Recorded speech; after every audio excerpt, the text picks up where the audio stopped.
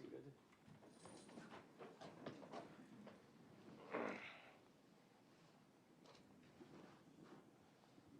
We'll call a record again on State versus Geyser, same case number and same appearances. We last ended before lunch with the Attorney Cotton being prepared to call an additional witness. And I'm assuming that was Ms. Portman? Yes.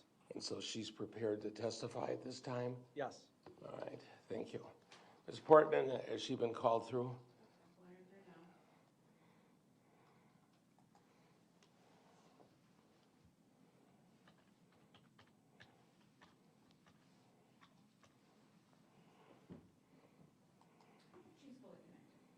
Okay, Miss Lisa Portman, are you with us? Hello, Ms. Portman, are you there? You're muted.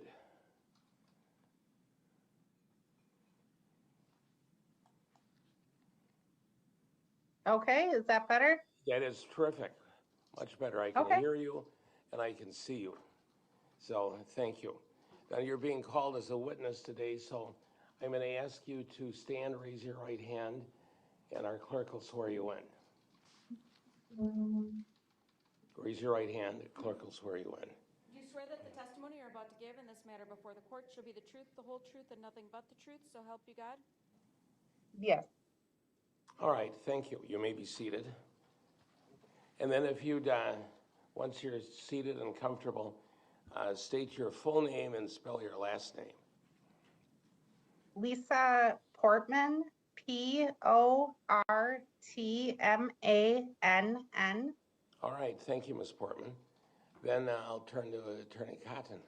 Thank you. Good afternoon, Ms. Portman. Thank you for being here. Hello. What is your job at, where do you work? Winnebago Mental Health. What do you do at Winnebago? I am a treatment social worker. What is a treatment social worker? I am a master's level clinical social worker who provides treatment to patients who are civil and forensic patients at the facility, So you both individually and in group sessions. Okay, so you have a number of patients you work with. I do. Are you familiar with Morgan Geyser? I am. How are you familiar with her? She is one of the patients assigned to me for individual therapy. And so you work with her. Is it fair to say that you're her therapist? I am. How long have you been providing therapy with Miss Geyser? I started therapy with her in, I believe, March of 2024. Does it continue to this day? It does. And are you a one-on-one counselor with her, or is this a group setting, or is it both? I do both.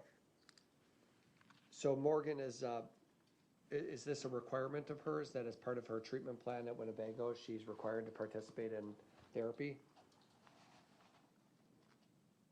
She has a treatment schedule for group therapy, group treatments. That is typically a requirement. Individual therapy is assigned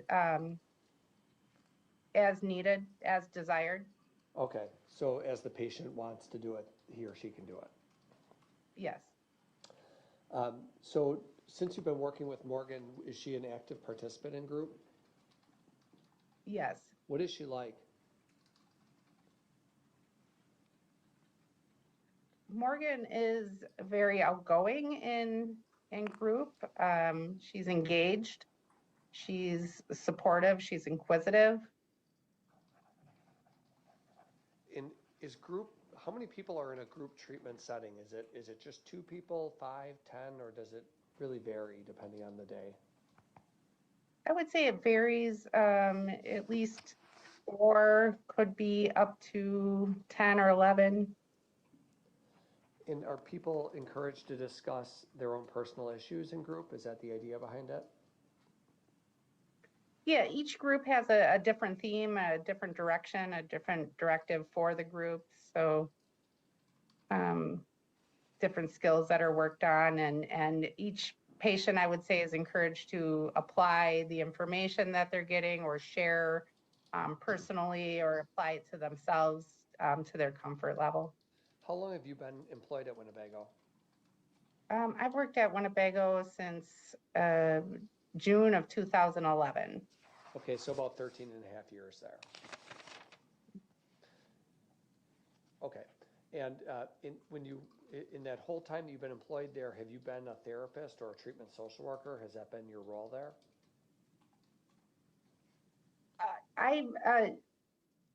I've done treatment in my role. The title of treatment social worker started in October of 23. However, treatment has been part of the role. I'd say primarily before the treatment social worker title, I would go with a case management title. Okay. When you see Morgan in group, does she attend on time? Yes, Does she get along with her peers? yes, Would you say that she supports her peers, meaning does she provide constructive feedback or thoughts? yes. What about completing her assignments? Does Morgan get assignments and complete them? Yes, she does. What about tense moments that arise in group? Are there ever tense moments in group therapy?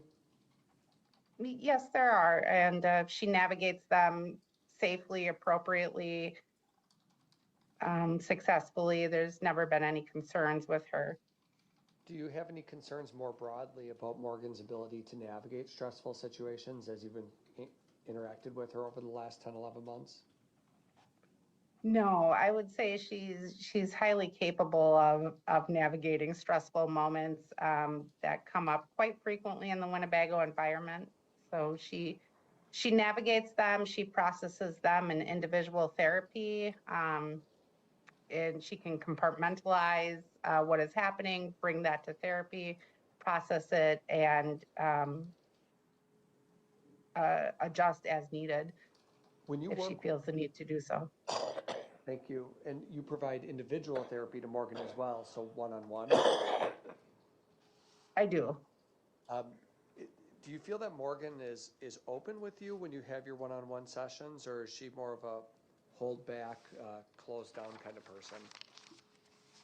No, she definitely is very, very open. She uses a therapy session really well as a place to open up and process and cope and get information. She really takes full advantage of the individual session to do the work that she needs to, coming to therapy prepared to work, and um, does her work there.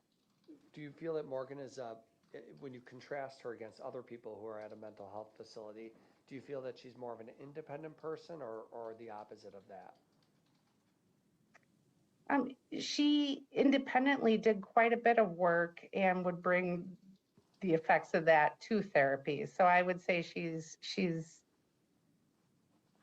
independently had the insight to know what she needed to work on, so yes, I would say she's pretty independent and capable.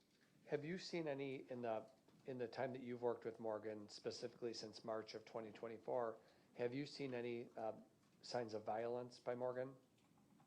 No, Has she expressed any violent thoughts or ideology to you?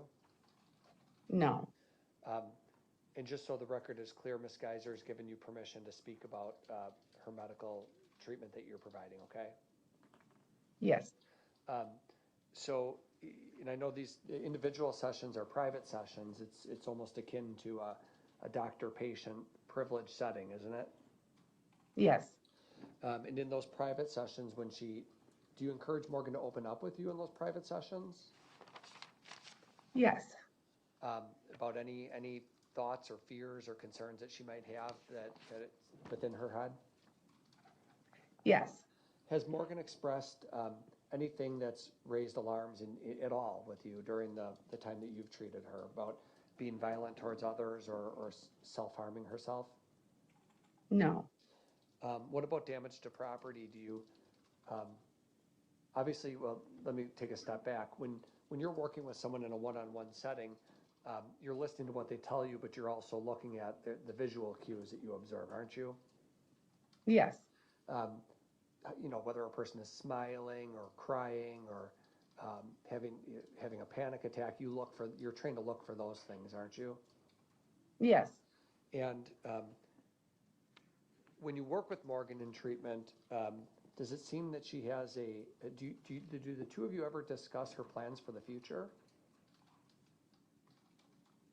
Yes. Not in specific detail, but just ideology, like what might it look like, or what might be problems she might face, or what resources, where would she go if she ran into struggles, just kind of general information, or extrapolating the experiences at Winnebago and how might we run into this in the future and what might we do. So that type of planning, not specific detailed planning. Okay. Does Winnebago have conditional release teams? Yes. What is a conditional release team?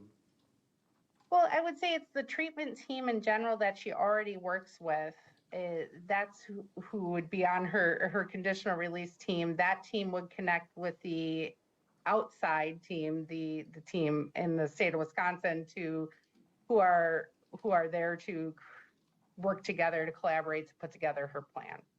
So the people who know her best on the inside, the treatment team, will work with the outside resources for conditional release purposes. That's the idea? Correct, yes.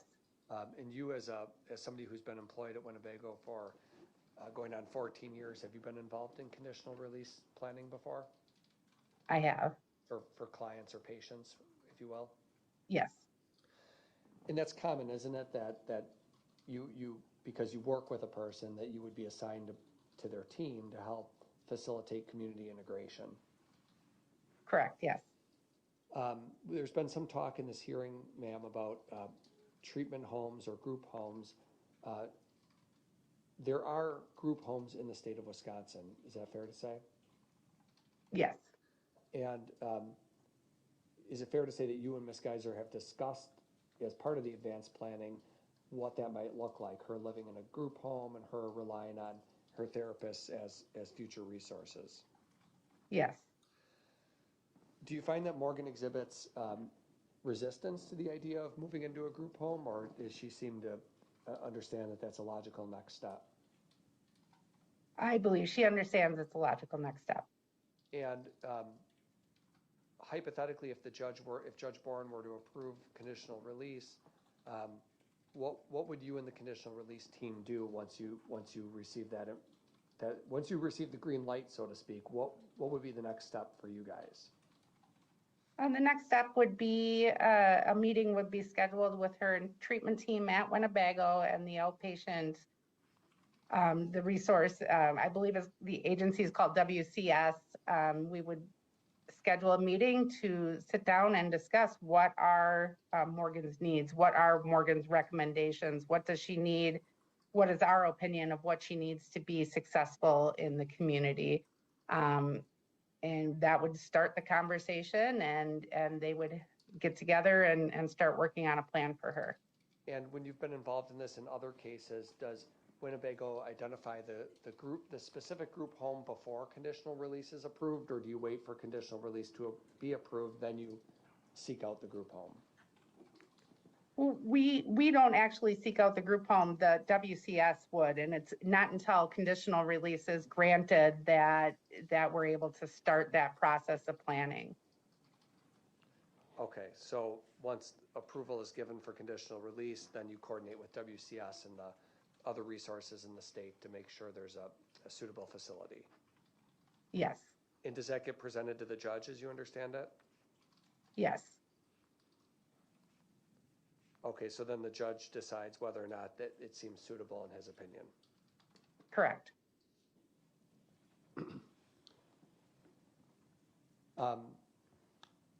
Since you've worked with Morgan, strike that 1 minute, please.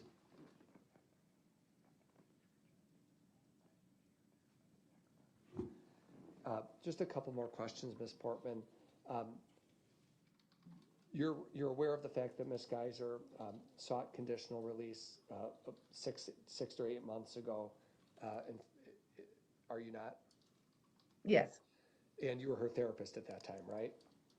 yes. How did Ms. Geyser process the rejection, if you will, or the denial of her conditional release? She accepted this is what she has to do. She has to continue to move on. And she brought it to therapy and she held her head up and she continued to move forward and say, I just have to keep doing the next right thing. Really, she handled it very well. Those are all my questions. Thank you, Ms. Portman. All right, thank you. Cross-examination. Ms. Portman, you'd agree that Morgan's very intelligent, correct? Yes, And you did not work with her prior to March of 2024? I may have had her in group sessions. I did not work with her in individual therapy before March of 2024. That's all. Thank you. All right, thank you. Any further direct?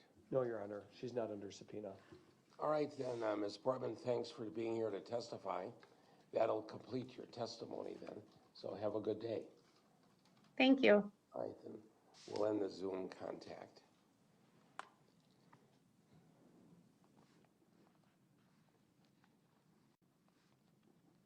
Then Attorney Cotton, further witnesses? No, Your Honor. Does Ms. Geyser's arrest then? Yes. Okay, does the state have any rebuttal evidence or testimony? No, Judge, no rebuttal. All right, then all evidence is closed. Everything is in. The exhibits have been received. The exhibits are the CVs and the reports of each of the 3 doctors. The one item that's been referred to is the November 7, 2024 letter from Ms. Parnell. It's not an exhibit, but it's been referred to, so I have it and I've read it. So it's just clear that what the status of that is. So that means we're at the stage to proceed to argument. How do the parties wish to proceed today? I'm prepared to hear argument this afternoon. Okay. So do you need a little bit of time to? I'm prepared to go forward, Judge. All right, Attorney Cotton? Yes, we are too. All right, well then, let's go forward. And I'll hear from attorneys and appellants. Keeping in mind the state has the burden of proof. Judge, I guess I'm fairly easily prepared to go forward because... Could you use your microphone, please? Sure. Is that better? It should be, we'll see. I'm prepared to go forward because preparing my argument was really pretty easy. I have in my hand, Judge, a transcript of your decision the last time we were here, and I have the Randall case. And that's really my argument, Judge. I think in looking at the court's analysis of this back in April of 2024, there's not really anything different here, in my opinion, in terms of how the analysis comes out. And I mentioned the Randall case, obviously, because what is different now, we do have 3 doctors all saying that you should grant conditional release here, but as the court pointed out last time, and as Randall indicates, the court is not bound by the conclusion that the experts have reached, even if those opinions are uncontroverted. So certainly the court has to make up its own mind as to whether or not the evidence at this point indicates a substantial risk of bodily harm to herself or to others. And last time, Judge, you started your analysis looking at the factors as they're set out in 971.17 sub 4 sub D. And after it indicates the court shall grant the petition unless it finds by clear and convincing evidence the person would pose a significant risk of bodily harm to himself or herself, the statute indicates the court may consider without limitation because of enumeration, number one, the nature and circumstances of the crime. That's where you started your analysis last time, Judge, and it's the state's position that this offense alone is enough to demonstrate by clear and convincing evidence that there's a substantial risk here to others and to herself. The court pointed out that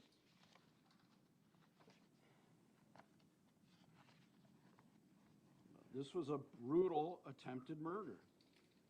The effort to stab somebody 19 times.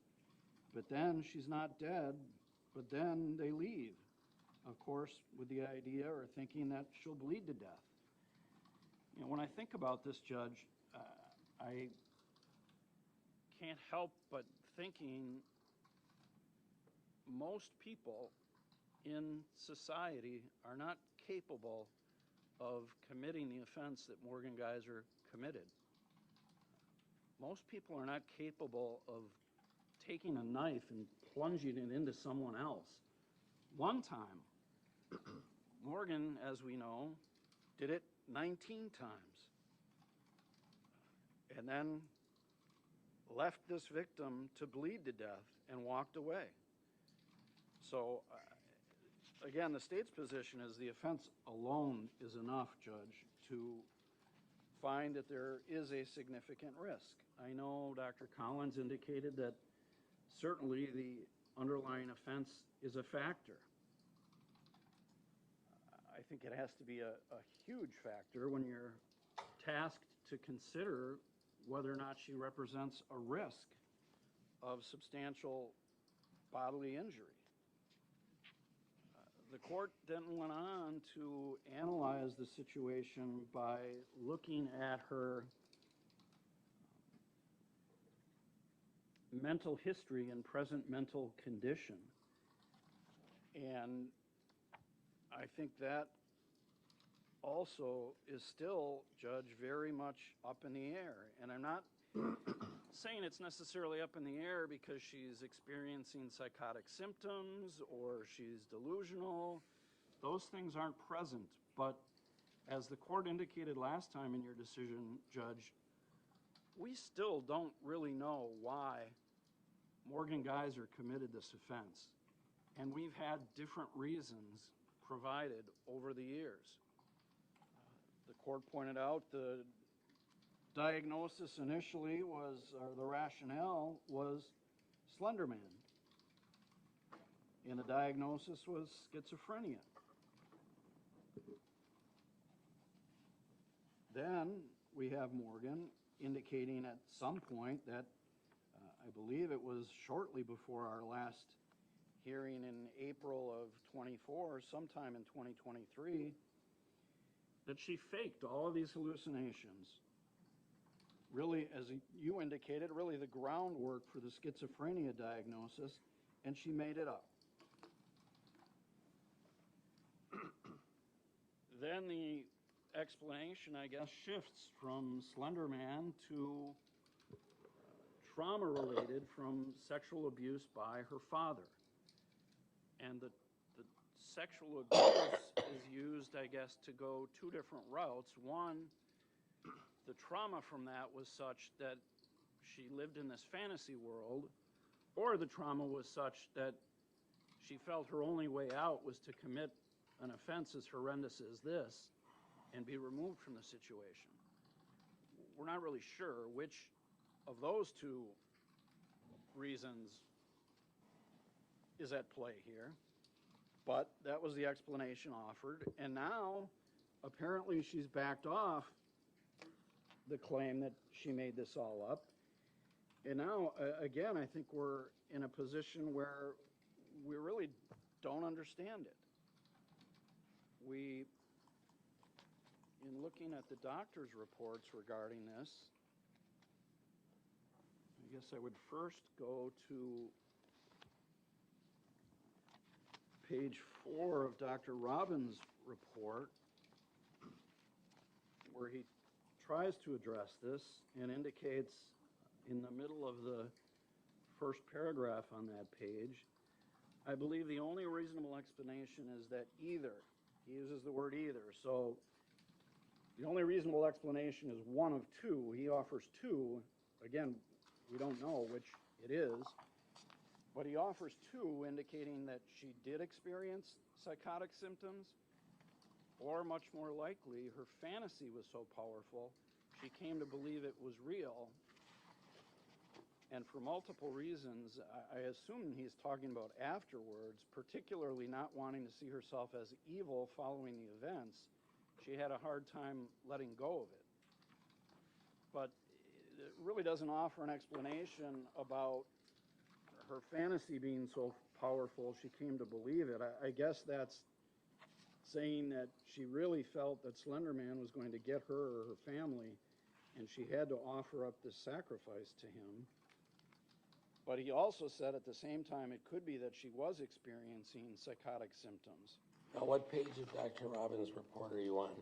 That is page 4 of Dr. Robbins' All right. report, the middle of the paragraph on top. I see it. Very Not good. clear or sure which one of those it is. I'm sorry? Yeah, I see it. I see where you're reading from. Okay. In looking at page 7 of Dr. Lundbaum's report, and this is the last paragraph at the bottom of page 7, in contrast to her previous self-report, Ms. Geyser denied she ever feigned symptoms of psychosis. So now she's saying she didn't make up these symptoms. But Ms. Geyser says, rather, until my late teens, I thought I could make imaginary friends real. They existed in my mind, but they weren't in front of me. When clarifying her previous statement that she feigned psychiatric illness, she acknowledged that it has been difficult to understand her illness and circumstances due to her age when the index offense occurred, and significant changes in her symptoms/experiences over time. That still doesn't give us any explanation, and it goes on to say, while denying that she intentionally fabricated mental health impairments, again, in contrast to what she was saying in 2023, Morgan said, it was easier to say I was pretending. Part of the problem is how young I was. I didn't really understand the severity of what happened until I was about 14. She made further comments suggesting her difficulty discerning fantasy from reality during her adolescence. In combination with periods of dissociation, she acknowledged breaks in her reality attachment. Again, that doesn't offer, and I haven't really seen anything in the doctor's reports that offer an explanation of what she understands now is the reason for her being involved in this offense.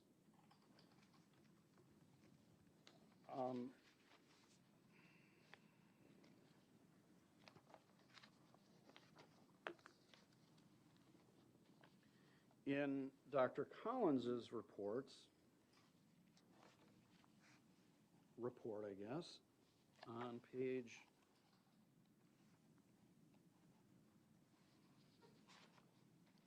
31, in the 6th paragraph that begins, in a meeting with social services staff on July 22nd, 2024, in that paragraph, it's stated,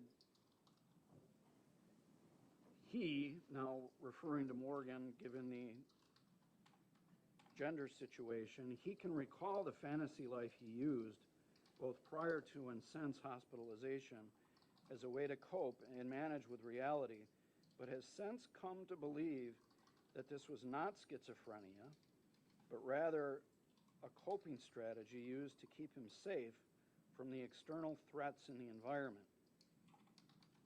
Ms. Geyser acknowledged the use of the fantasy world to conceptualize his experiences following his psychiatric hospitalization. The social worker wrote, he consistently has been using the therapy time appropriately to process and cope with the stressors and questions and pain and grief. He is doing a great job.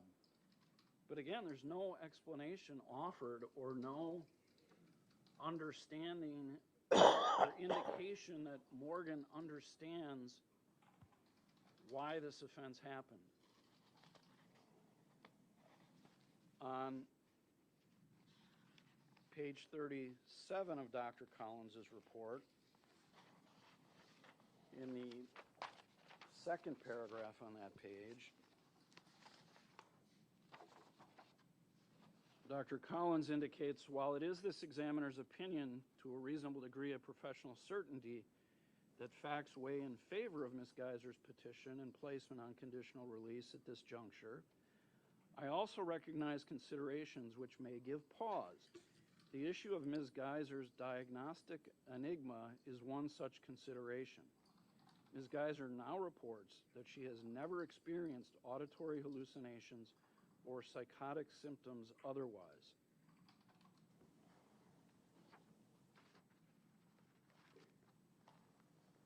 It certainly seems, Judge, that prior to our hearing in April of 2024, that perhaps Ms. Geyser felt this court may be more inclined to release her if she claimed she had never had these psychotic symptoms, if she indicated she made them all up in an attempt to convince the court that she was never schizophrenic and therefore she's no longer dangerous. Now, this time, and she admitted that she went through with the hearing last time, even though 2 doctors said no, she went through with the hearing because she wanted to know what the court's position was and why the court might think conditional release was not appropriate. And after getting your decision in April of 2024, we now kind of have her going back somewhat and saying, well, yeah, maybe I did have imaginary friends, and I don't see that she ever comes back and says, I lied about making it all up. But she seems to no longer say that she made it all up. She's acknowledging it somewhat. But again, we don't have any clear answers whatsoever, Judge, as to what went on, why she committed this offense. We have, I believe it was Dr. Lundbaum who testified, and maybe it's in all 3 doctors seem to indicate that these doctors all believe that the schizophrenic diagnosis was correct. But it certainly is unusual that someone who is schizophrenic is taken off of antipsychotic medication and any such psychotic symptoms disappear and have not come back. So we really don't have explanations for any of that. It's all still up in the air. And in my opinion, is additional evidence that she represents a danger to herself and others. And I know that was a large part of the court's concern back in April of 2024. The court at various points touched on her credibility, and at page 125 of the transcript, Judge, you indicated the credibility of the reporter is critical to what assessments are made, how people, how professionals, how mental health professionals make decisions. They're critical to how legal people make decisions. The credibility of the reporter is paramount. And I still think there are large questions of credibility here.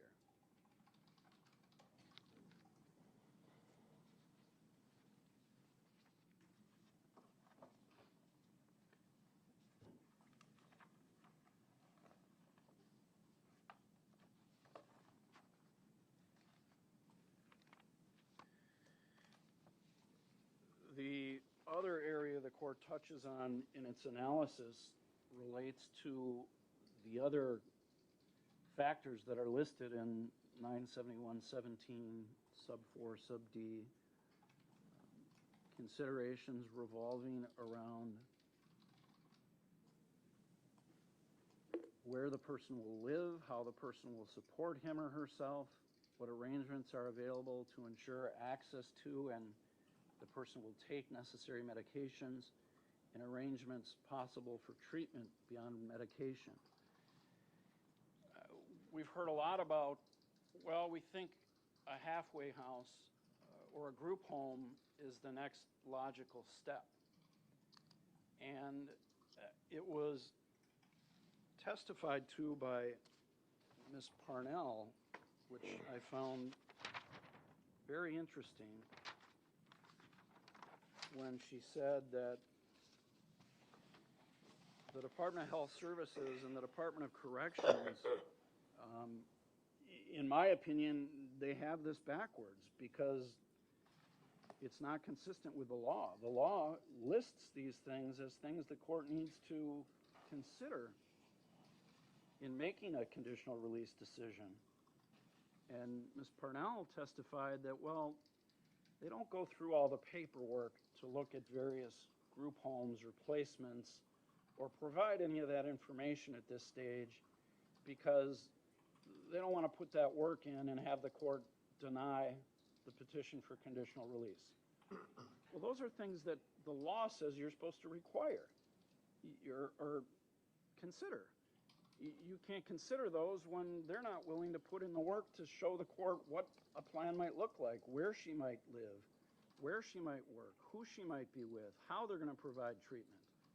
Those are all unknown, much as the court pointed out they were unknowns back in April of 2024.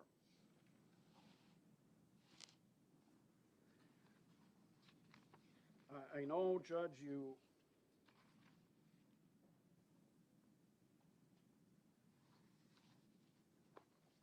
touched on the Randall decision last time, and it indicates that making this decision requires a careful balancing of society's interest in protection from harmful conduct against the equity's interest in personal liberty and autonomy. We had questions, I think, to all of the doctors. Well, is staying at Winnebago actually harmful to Morgan? And we heard that, in their opinion, maybe it is, but that's not really a factor that the court has to look at. It's a balancing of society's interest and the community's interest in protection balanced against any interest of the equity in liberty or autonomy. You indicated last time, Judge, that when indicating you were satisfied that Ms. Geyser posed a significant risk, that, and this is on page 126 of the transcript, now she works hard, she continues to do what she's supposed to do, but that doesn't change this risk.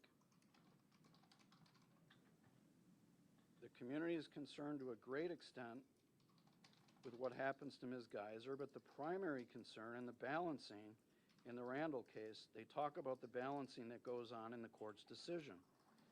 And you cite to this same section that it's a protection of harmful conduct from society against her interest in personal liberty and autonomy. I think for all of the reasons I've pointed out, Judge, the seriousness, the brutality of this offense, the absence of really understanding, and not only Morgan not understanding why the offense was committed, but everyone else not really being able to gain an understanding as to why this offense was committed. Along with the other factors that are just absent in this case, that you should find there's clear and convincing evidence of substantial risk. I know you mentioned right before we took the lunch break, Judge, that there was some statement in the Freeman. We have had conversations with the victim's family. They have indicated they don't wish to address the court, but they wish for us to indicate to you that they are opposed to Morgan's release. That's all I have. All right, thank you. Then I'll turn to Attorney Cott. The burden of proof is on the state to show by clear and convincing evidence that the commitment should continue because Morgan is presently a danger to herself or others. It's their burden.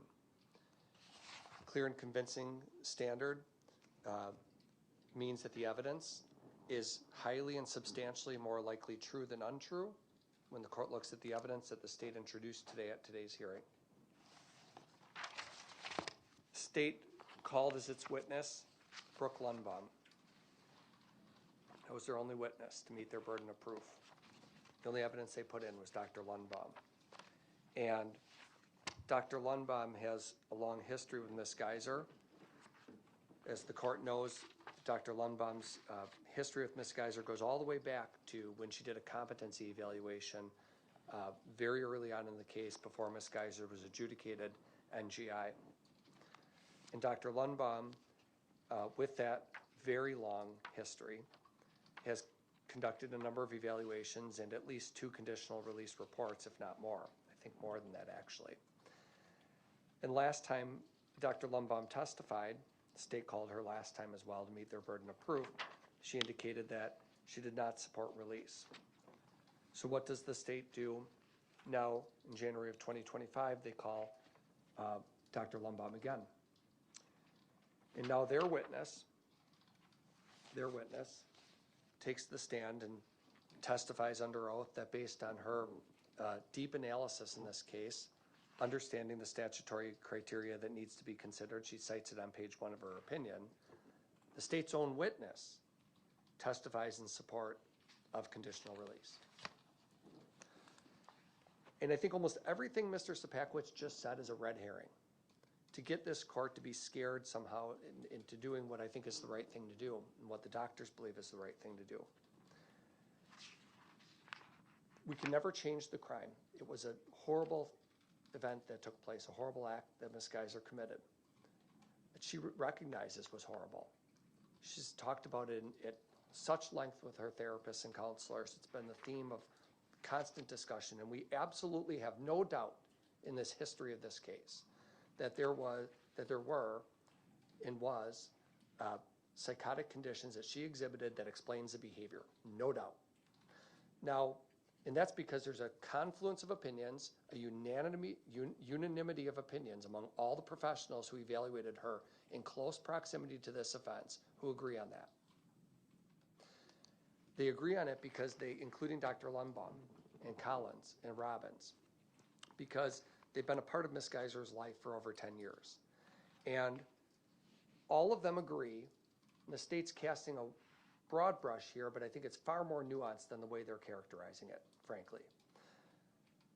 We are dealing with childhood schizophrenia, which is, as every doctor has said, both in their reports and testified to at various times, it's a very difficult condition to precisely diagnose.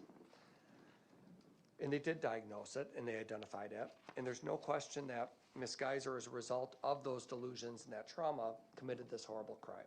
No doubt about it. I don't think the state stipulated to that when they agreed to the NGI finding. And it explains the behavior.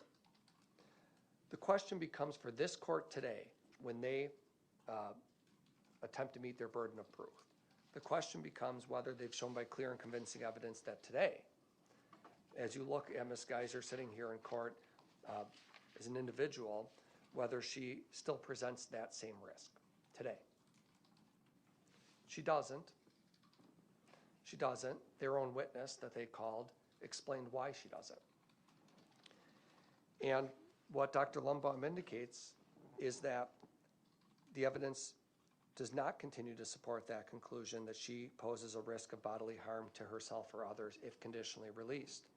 She offers that opinion to a reasonable degree of professional certainty. Dr. Lundbaum notes that Morgan is 22.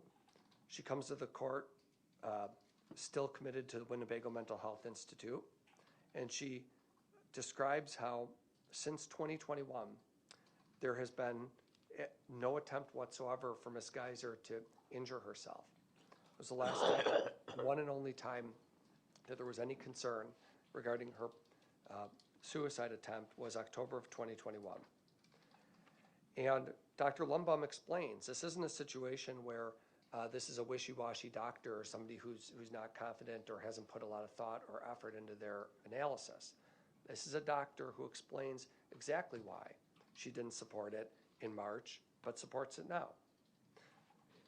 She explains that one concern she had back in March was that there was episodic display of heightened emotional distress in the absence of clear provocation or context. And there were concerns about trauma and intrusive memories.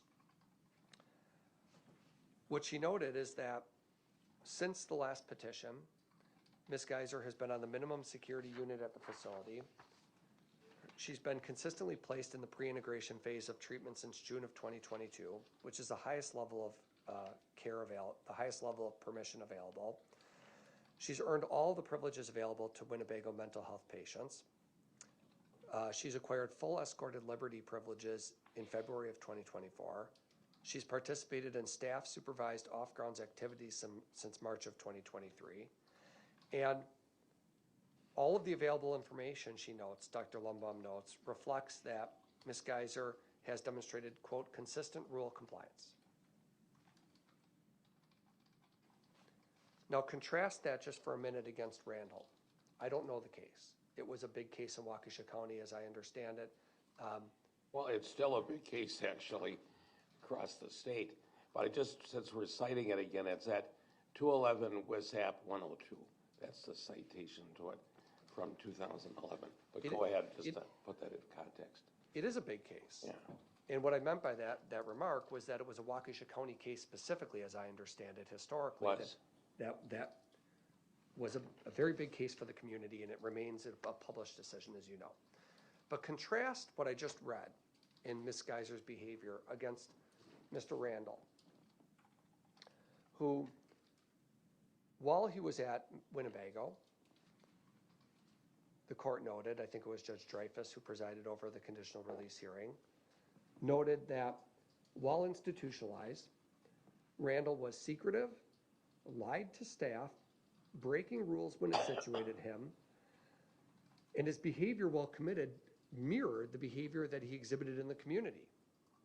And what Judge Dreyfus noted and the Court of Appeals emphasized in the published opinion that Your Honor cited was that Randall's secretive behavior throughout his years of commitment, throughout all those years that he was at Winnebago, included hiding items above ceiling tiles at a bicycle shop at Winnebago, denying that the items were his.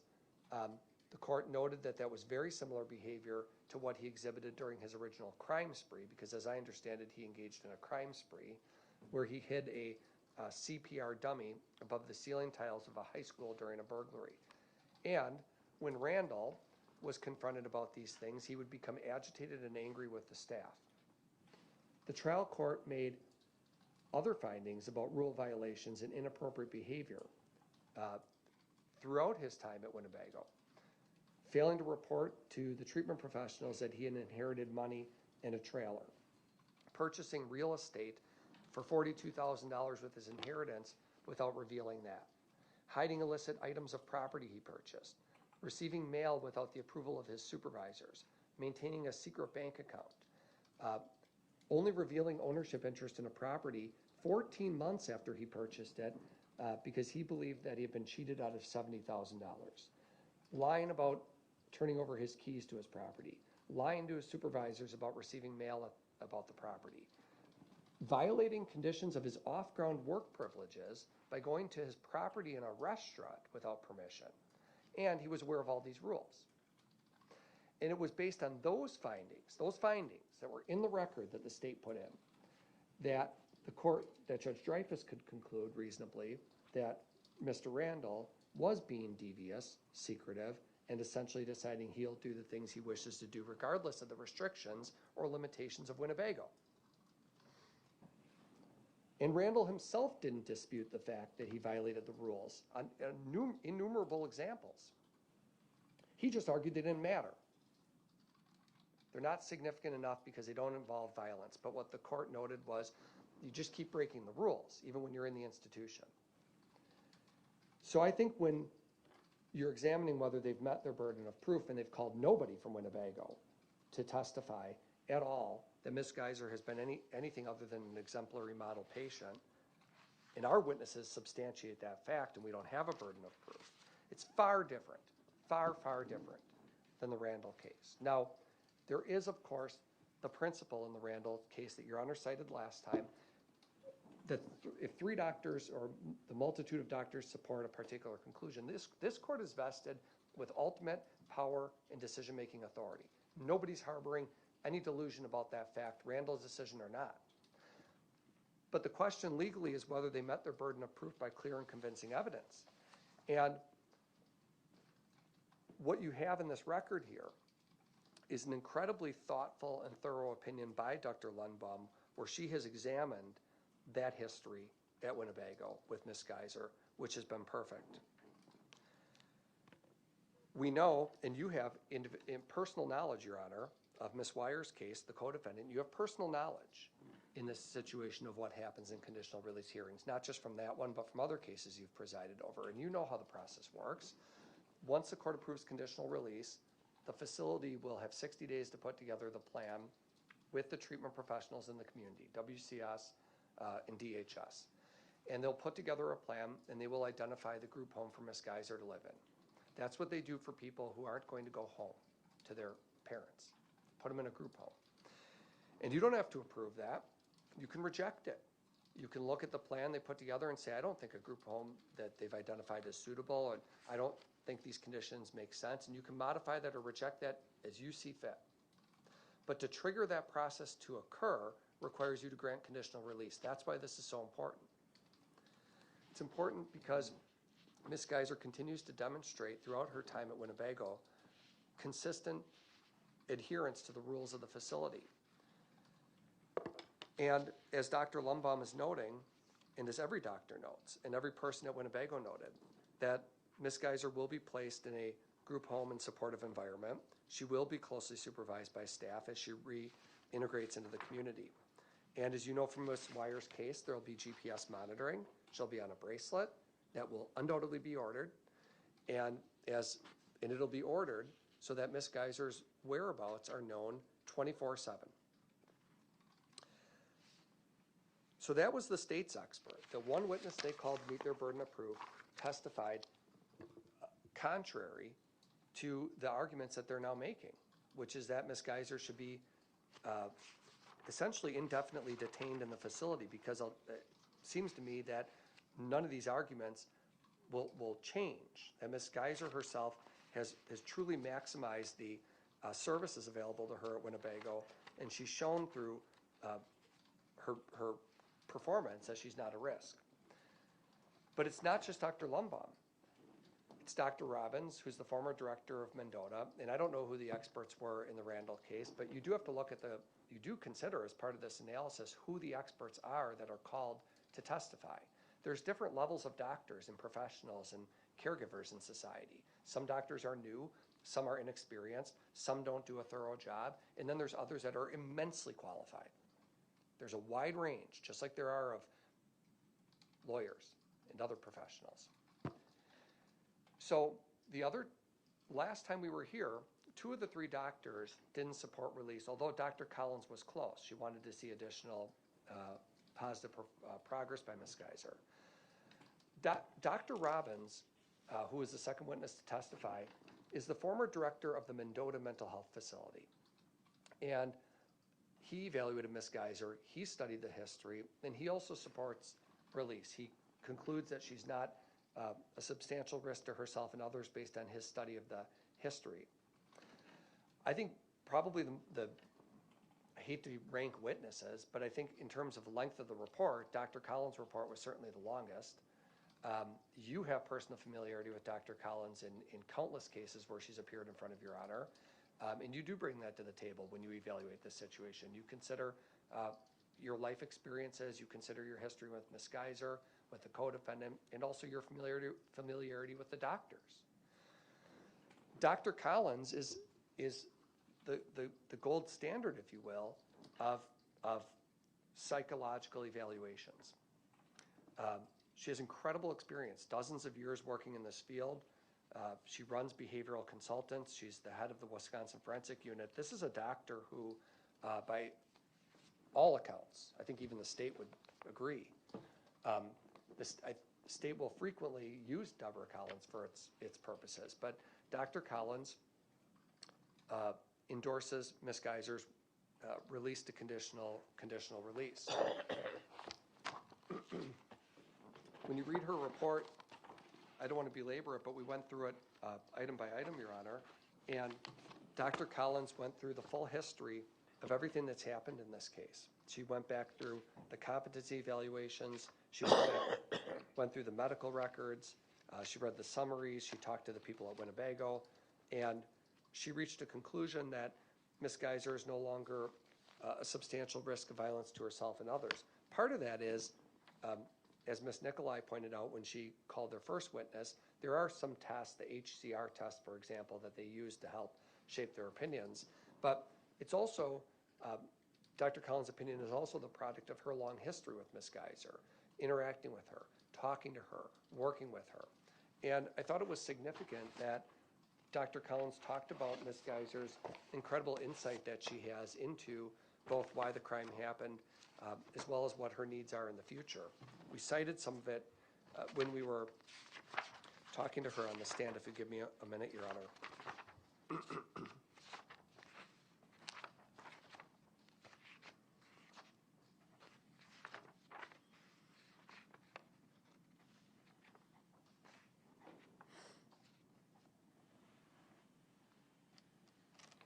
When she asked Ms. Geyser about her symptoms and whether there was any malingering, Morgan said unequivocally that she was delusional and thus psychotic years ago.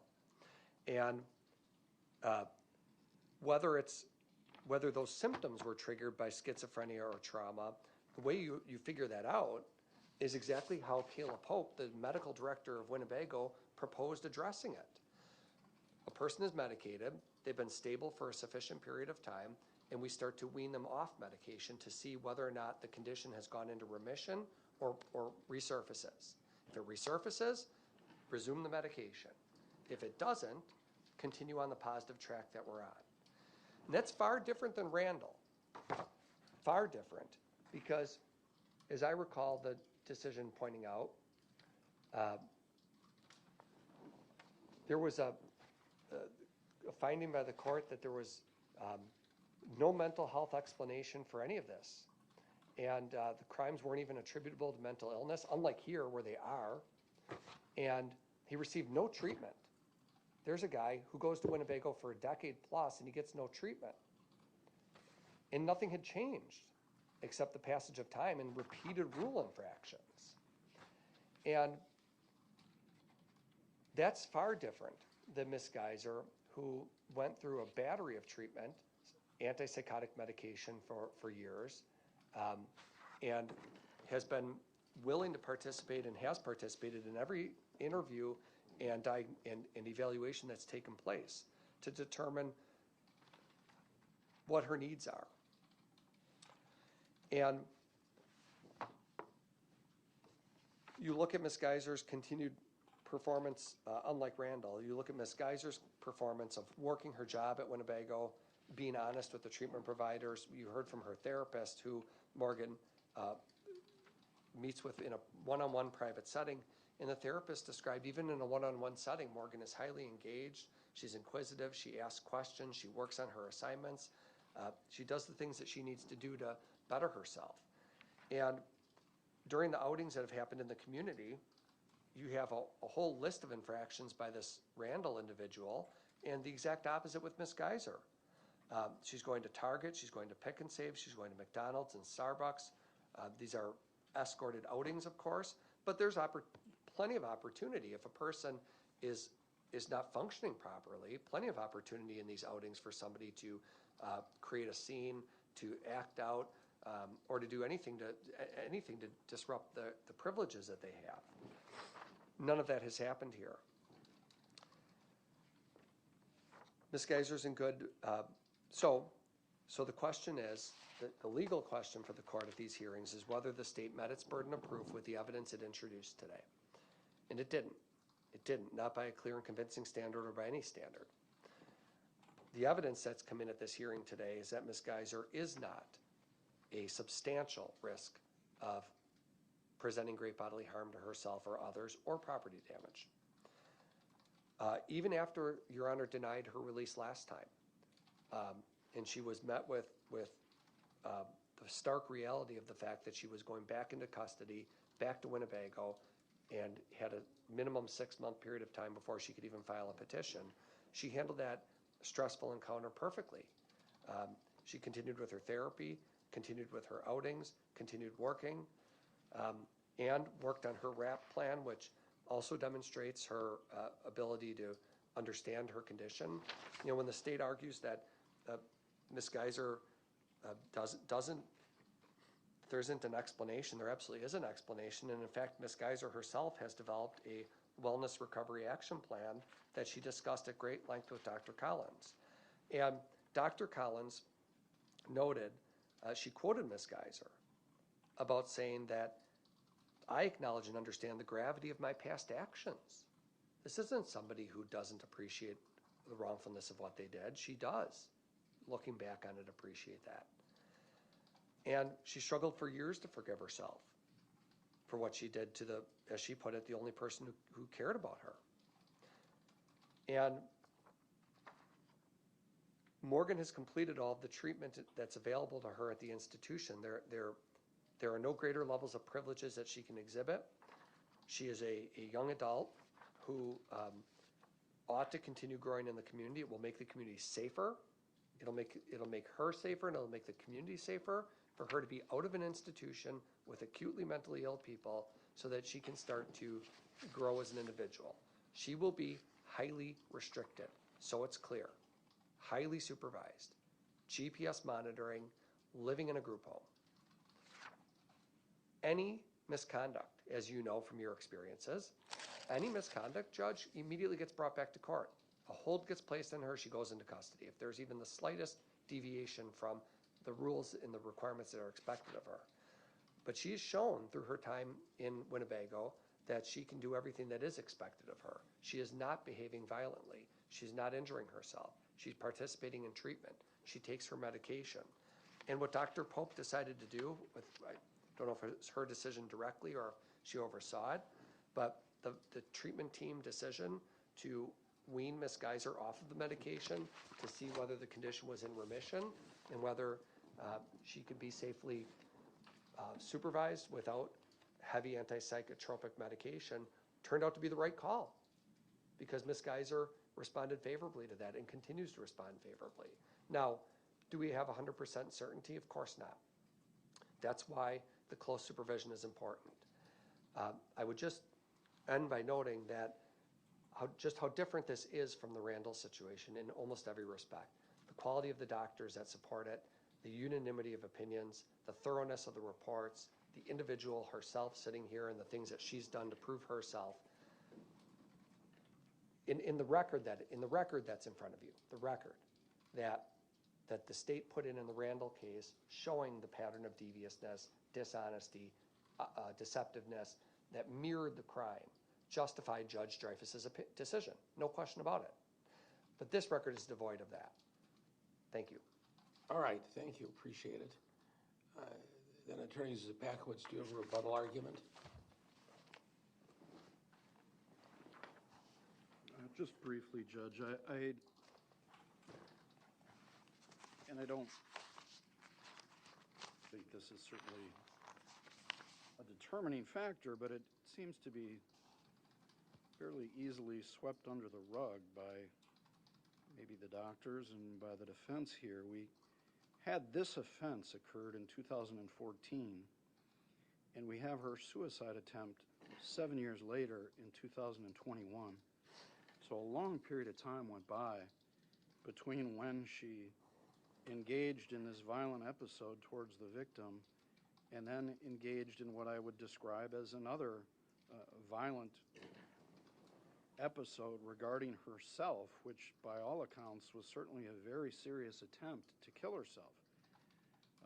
There were 7 years in between those two events, and to say, well, this suicide attempt was a long time ago, it was less than 4 years ago.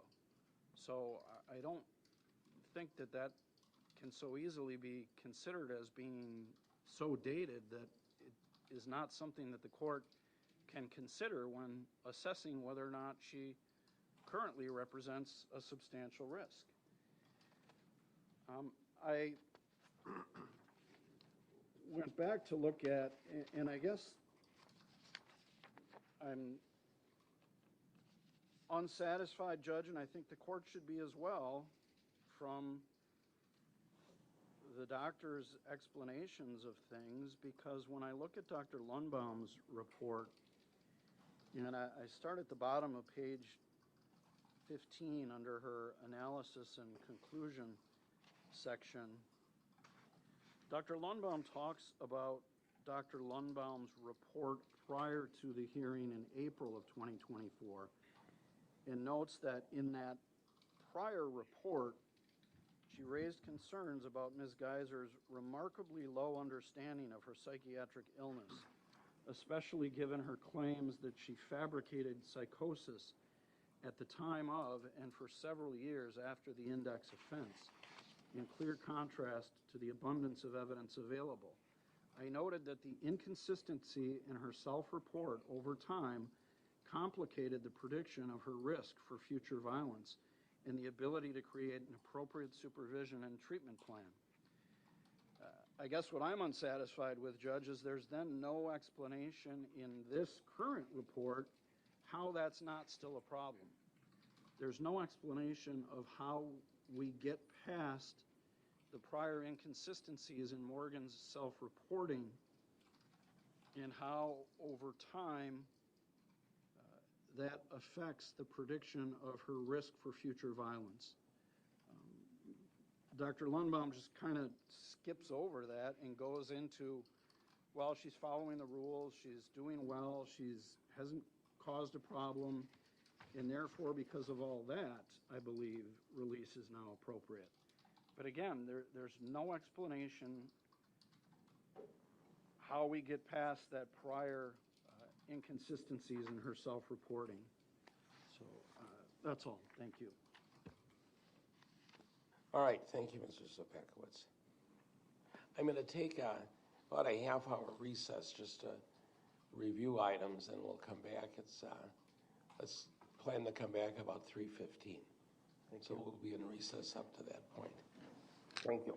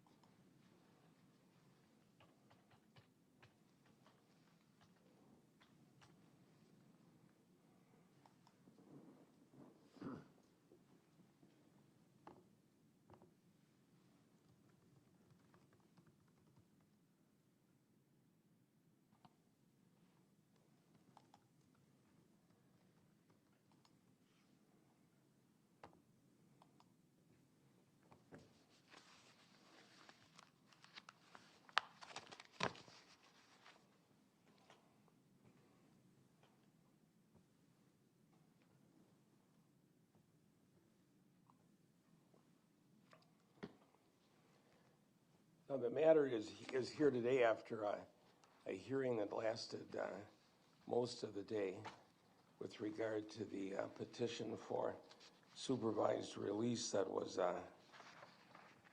filed earlier this year.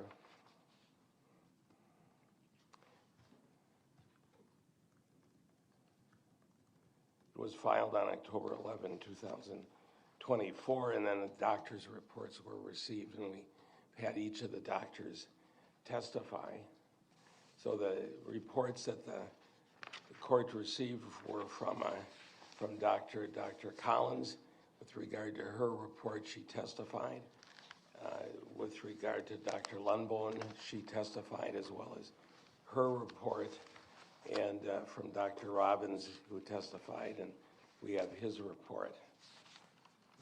All of the reports were received without objection from any of the parties, and the testimony came in smoothly.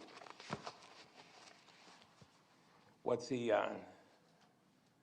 nature of I went through at the beginning of the hearing this morning what the status of the initial case is from the standpoint of how it came about back in 2014. We're familiar with that set of facts. What the court has to do today is that the court shall grant the petition for release unless it finds by clear and convincing evidence that the person poses a significant risk of bodily harm to herself or bodily harm to herself or to others, or of serious property damage if released. What that sentence takes into account is that the issues of supervised release and not guilty by reason of mental disease or defect takes into account a lot of cases. That we're dealing with an attempted murder case in this matter, but it takes into account many other cases and outstanding criminal matters that are out there that involve property damage, don't involve people at all. So that's why the statute's phrased the way it is. But our focus is on on risks of safety to Ms. Geyser herself or the risk to others. And part of that risk is, of course, recidivism, that it happened once, would it happen again, that she'd attempt to kill somebody under any set of circumstances. Those are factors that the court has to look at and decide.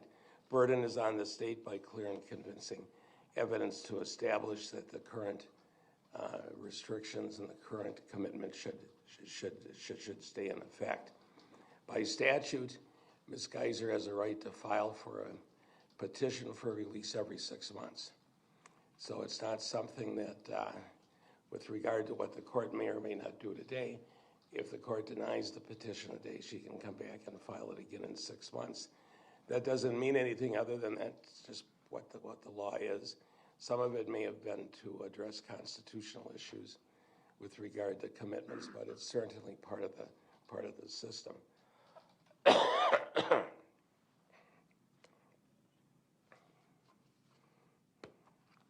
One thing to keep in mind as well, and that this was a serious criminal case, attempted murder. There are 2 defendants in the case. Both were children at the time that it happened, 12 years old. The victim was a child. But the case didn't resolve itself per se in the criminal field. It's not a criminal conviction. In this case, based upon the nature of the law and what happened, the court found that Ms. Geyser was not guilty by reason of mental disease or defect. Then that moves it into the commitment field, the civil field that we're addressing today under Chapter 971, in particular 971-17 of the Wisconsin statutes. So this isn't about somebody going to prison. It's about somebody being committed to a mental institution, to a hospital, and how that person functions within that institutional setting. In the statute 971-17 sub 4 sub D provides some factors for the court to look at in deciding how best to look at what the issues are. Factors the court can consider are the nature and circumstances of the crime, the person's mental history, Ms. Geyser's mental history, what her present mental condition is. We've had a lot of testimony about that and a lot of reports written on that topic. Where will she live, what the status is, how the person would support herself, what arrangements are available to ensure that she will have access to and take necessary medications, and what arrangements are possible for treatment other than medications. So some of those factors are clearly pertain to the case, some don't. But I'm going to talk about a number of them as I see the reports and what happened in this matter. A further comment for the court to keep in mind, it was really addresses part of the argument that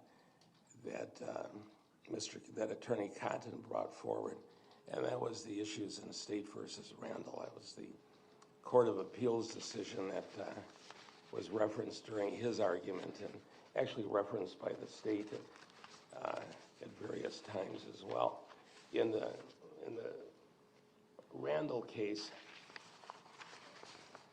and it's just a 2011 WISAP 102. It's a 2011 Court of Appeals decision. As was noted, Randall is a case that arose out of Waukesha County. It's a Waukesha County case. One of the officers, the wife of one of the officers who was killed, worked here at the courthouse. So it is a case that has deep, if you will, deep roots into the Waukesha County legal system. But it's now somewhat of the stellar case, the keystone case, and looking at issues such as this.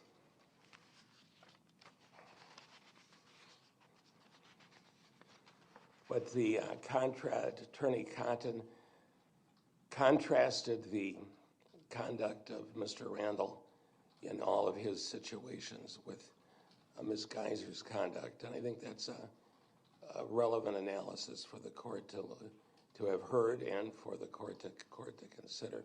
There is a difference between how Randall conducted himself and how Ms. Geyser has conducted herself during the time period that she's been in custody.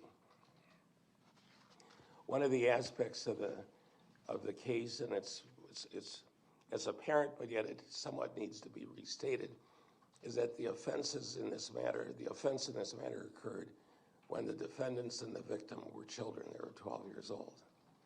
The adult offense, no doubt, but still it happened when they were children. It's happened in 2014. It's about, 10 and a half years, a little more than 10 and a half years from the date of the incident. So the victim has grown up, the defendants have grown up, things have changed from the standpoint of the chronology and age of the parties. In cases such as this, we never want to lose contact and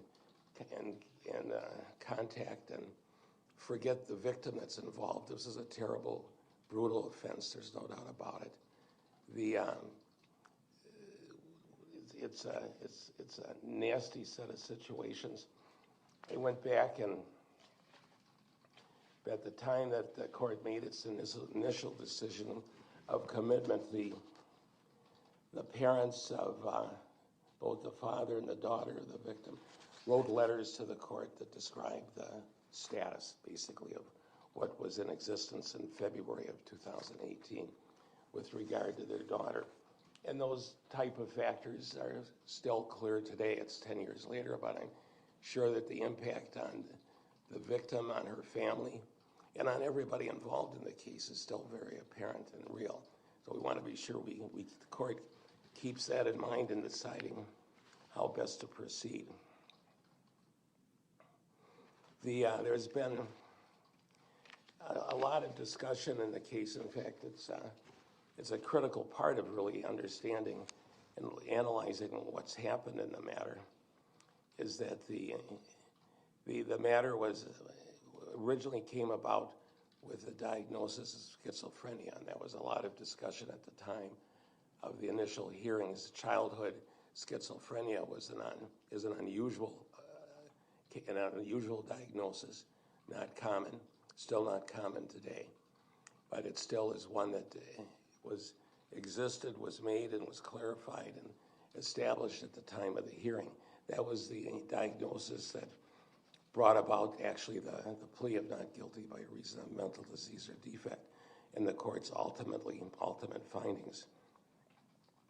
There have been changes in from the Ms. Geyser's standpoint and how she's explained what happened. And that comes into whether the Slender Man, the hallucinations and all that went on with that actually happened, or did she make them up? That's been part of the testimony going back to 2021 and 2022. I'm satisfied that those change in views and circumstances existed, but I'm also satisfied that the treating, and I'm talking about the treating doctors, not the examining doctors, that I'm satisfied that the treating doctors have addressed that issue and have worked with her with regard to that. I'm satisfied that the examining doctors, Dr. Collins, Lundbaum, and Robbins, all address those matters as well. And I'm satisfied through the manner in which they've addressed Ms. Geyser's change in position, if you will, or modification of position is something that's can be reasonably explained under the circumstances. I don't find that she was, from the standpoint, attempting to fabricate a position to get a more favorable position with the court. Now, I raised that issue with Dr. Lundbaum as I wanted to hear what she had to say specifically about that. But I'm satisfied that that is not a factor that I'm considering in deciding how to proceed. I am considering that the diagnosis develops over time, as it does with many people, and I accept Dr. Lundbaum's statements that because of the nature of childhood schizophrenia, it's the nature of the diagnosis, the nature of its history, that it would develop and change over time is not unusual. I accept that. I didn't question it was my questions that brought it up with Dr. Lundbaum. I didn't question Dr. Collins or Dr. Robbins about that topic. I was satisfied with what Dr. Lundbaum said with regard to that status, and I'm still satisfied with that.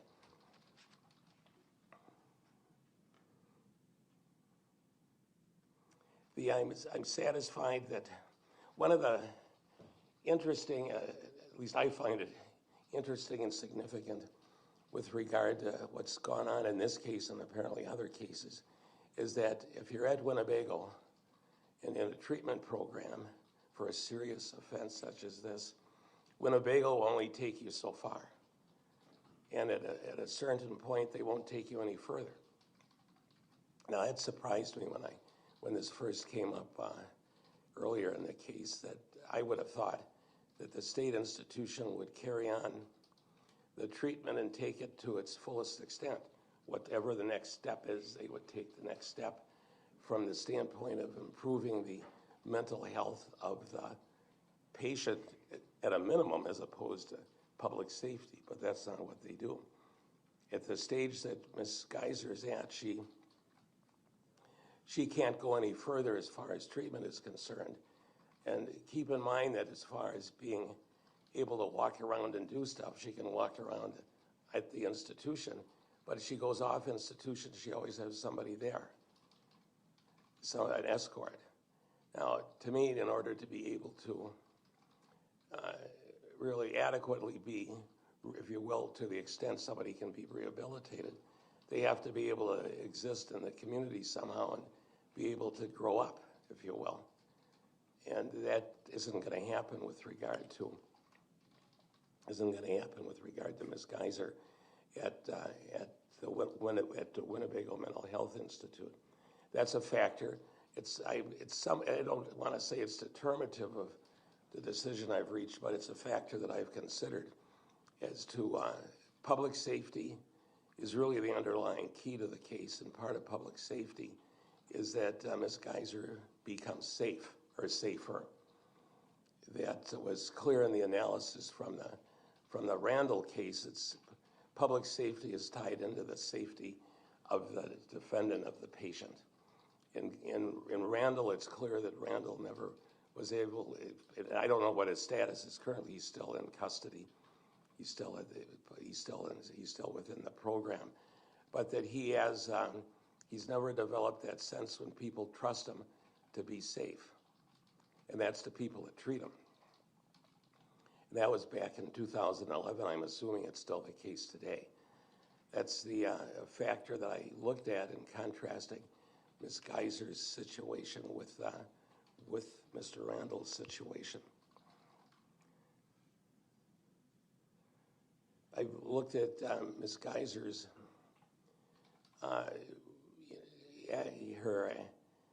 her role in working through treatment and supervision at Winnebago, and find that I'm satisfied she's done what she's supposed to do.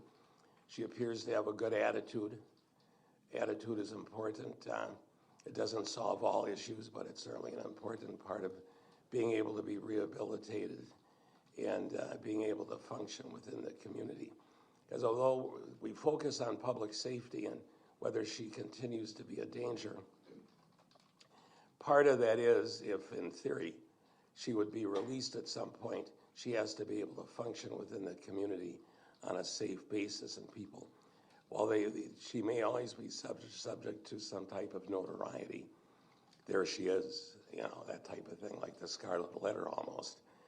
And but that there has to be, people have to be able to relax and know that if she walks past them on the street that they're safe. That's what the safety evaluation is, the risk to dangerousness is about in the case, as far as I read it, as far as I read what the statute's concerned.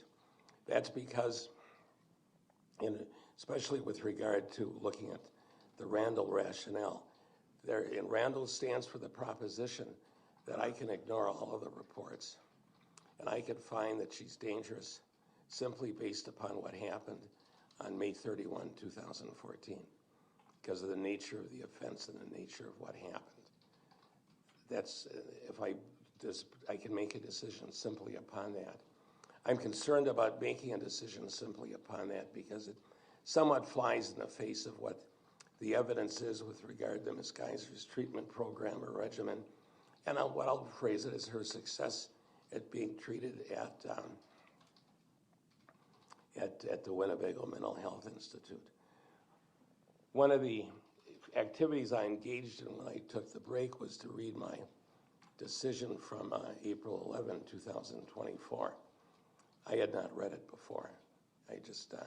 Attorneys at Packowitz referenced it, so I thought I should go back and read what I said back then. And my comments with regard to the nature of the case still to a great extent stand true at this point. However, there have been changes in the case and how I view it based upon what's been presented. And I do rely to some extent upon the reports of Drs. Lundholm and Collins. Dr. Robbins writes a good report, but it's a brief report, and it's almost a flow of consciousness of how he views the case based upon his involvement. Drs. Lundholm and Collins go into more, if you will, more depth, more nitty-gritty of what the situation is and how things developed, how attitudes developed, and what the status of the matter is today. So when I read that and read those reports, it gives me a further insight into what the status is of Ms. Geyser's status with regard to the case. What the record shows that she's done well. She's hasn't had rule violations. Laws are always about rules. Lawyers are always about rules. Courts are about rules. And she's followed the rules. She's done well. Good, I mentioned attitude, positive attitude. Those are all good things to have. Does that overcome what happened back in 2014? It may never overcome what happened in 2014. But the question isn't about what happened in 2014. It's about current assessments of dangerousness to herself, to the public, or a danger to the destruction of property. In evaluating the matter, I take into account, as I indicated at the beginning of my decision, that she's been in custody since she was 12 years old. She's gone through a number of evaluations and treatments.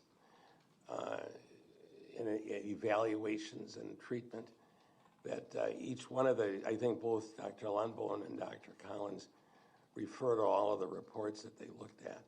That doesn't always count all of the doctor notes that are involved at Winnebago.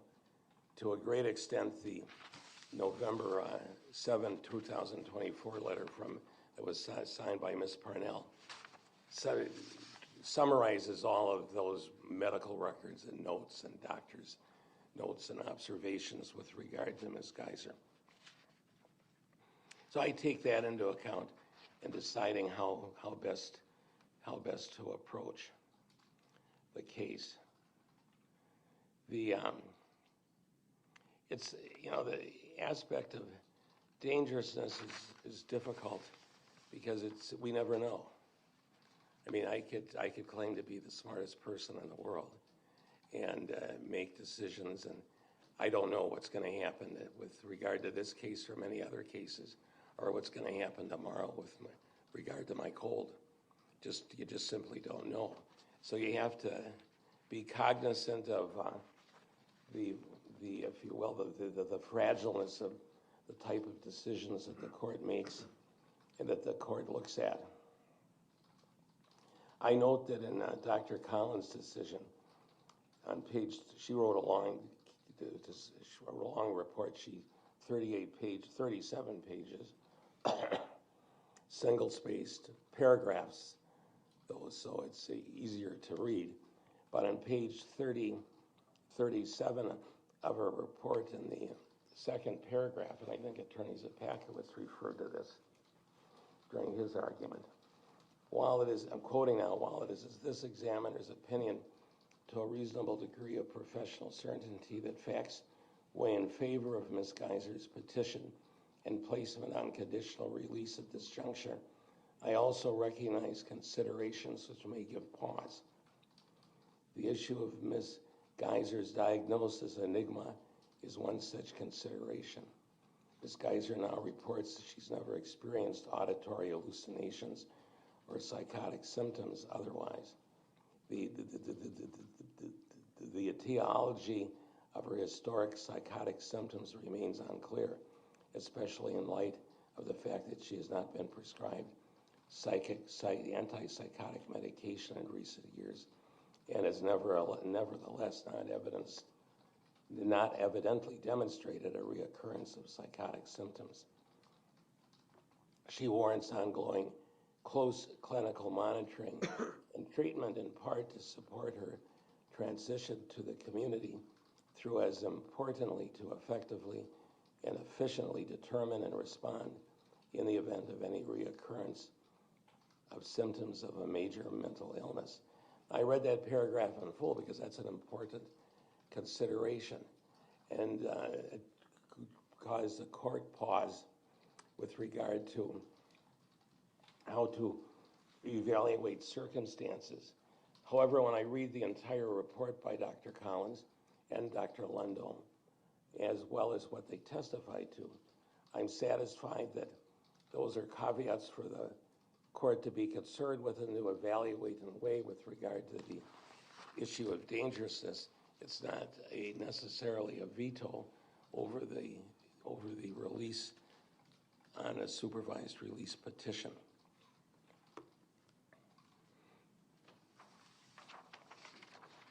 So in reviewing all of the reports and the matters, I'm satisfied that under the circumstances that the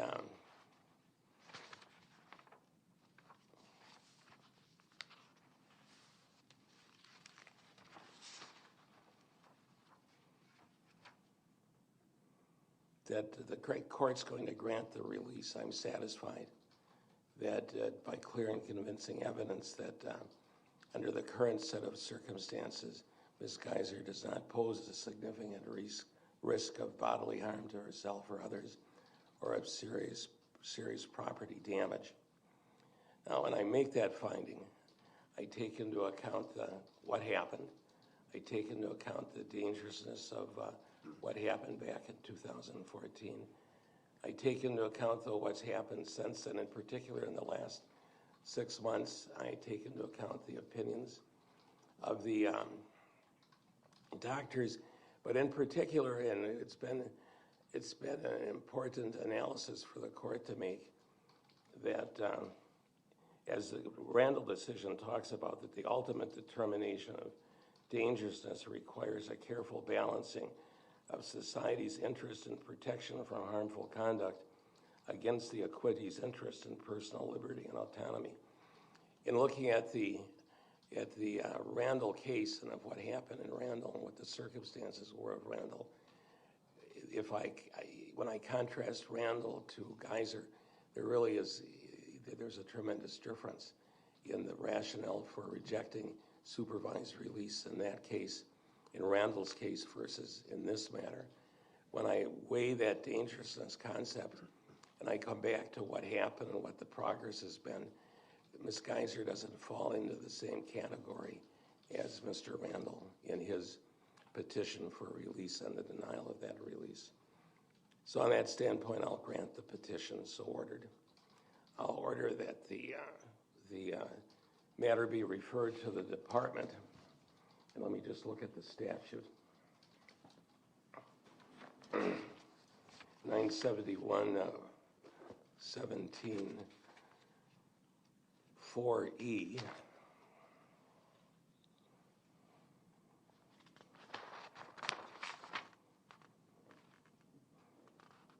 If the court finds the person is appropriate for the conditional release, the court shall notify the Department of Health Services. The Department of Health Services and the County Department in Waukesha County shall prepare a plan that identifies the treatment and services, if any, that the person will receive in the community. The plan shall address the person's needs, if any, for supervision, medication, community support, residential services, vocational services, and alcohol or other drug abuse.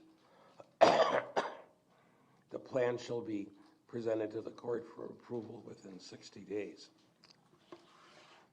after the court's finding that the person is appropriate for conditional release.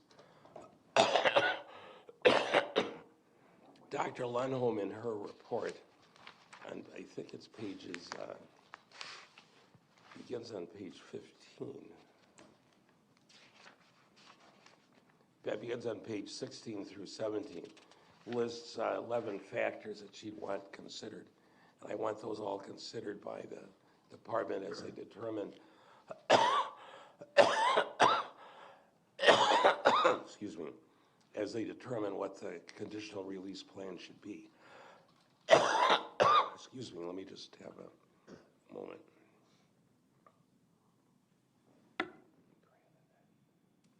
In this area, I took into account Mr. Attorney Zapakowitz's argument about what do we know about the future. Well, the way the statute's set up, as I read it, is that the future is determined by the release plan. We only get to the release plan, excuse me, if the court grants the release. For the reasons stated, I've granted it. I'm satisfied now that the fleshing out of what that means, supervised group home, group facilities, that Dr. Robbins discussed and what Dr. Collins discussed as well, are now subject to the state and further subject to my approval when it comes back.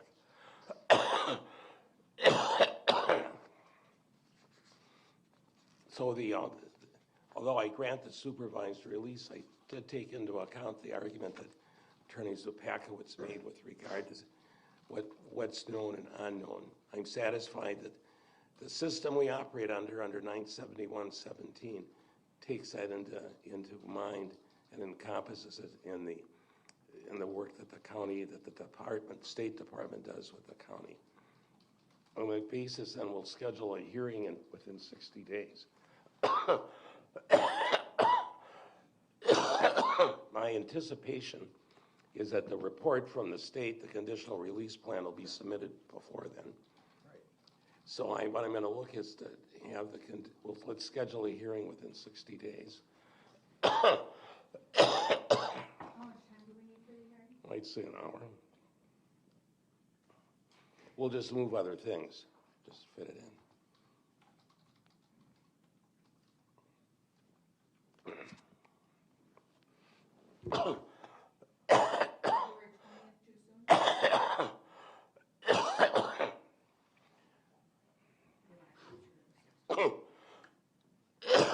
Excuse me, my coughing here. I want to be sure the report comes in. 60 days would take us to about March 9th. That's maybe at the end of February. Look to have the report submitted within, say, a month of today, supervised release plan within a month, by the beginning of February 9th or 10th. I have March 3rd at 9 o'clock.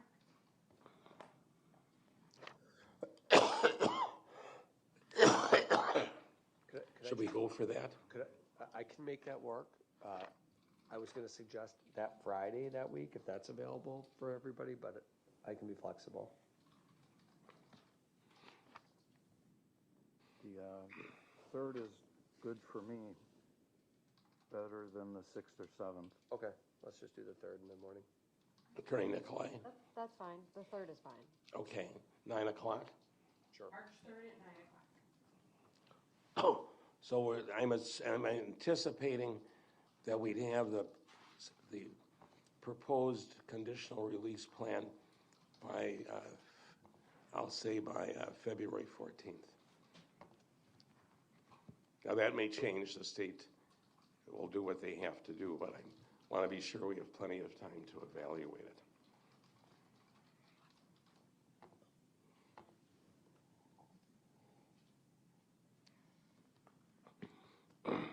With that, then, Ms. Geyser will be remanded to the sheriff to be returned to the Winnebago Mental Health Institute. Thank you. So ordered. I'll be in touch. Court will be in recess.